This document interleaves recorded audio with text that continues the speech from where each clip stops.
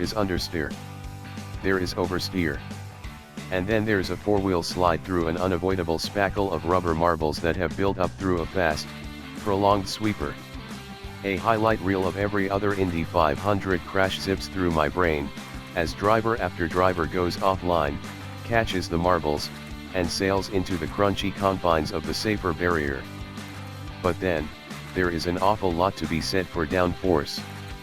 For, even as its otherwise sticky Michelin Pilot Sport Cup 2 tires struggle with the marbles, the 2018 Mercedes-AMG GT R continues to tenaciously hold itself to Portugal's Autodromo Internacional do Algarve.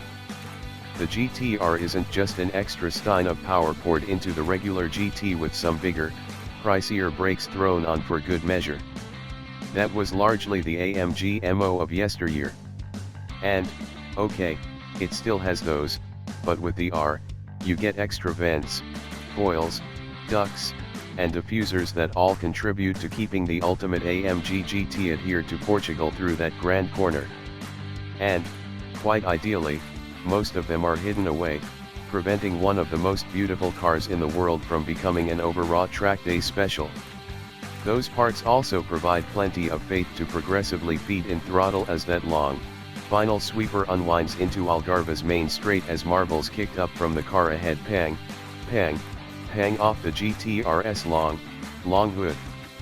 The lateral GS first press me into the prominent bolsters of the optional AMG race seats and then into their thin backs.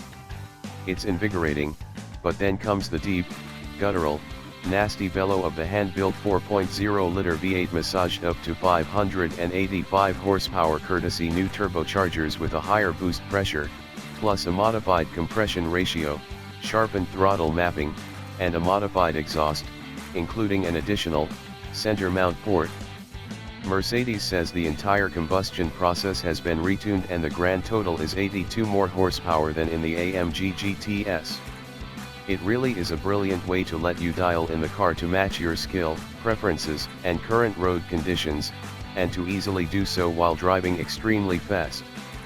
At the same time, however, you don't have to turn stability control off to enjoy the GTR, as there is more than enough leeway available in Sport Plus to make you feel in control.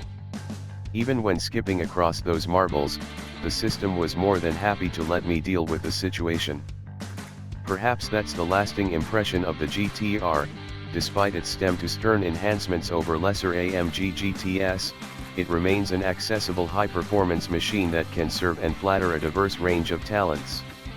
It's also not wholly inappropriate for places other than the track thanks to its reasonably livable suspension and 100% Mercedes interior. It's certainly an emphatic message to the world that Apple Turbot can do a lot more than just bigger engines, loud exhausts, and fancy wheels.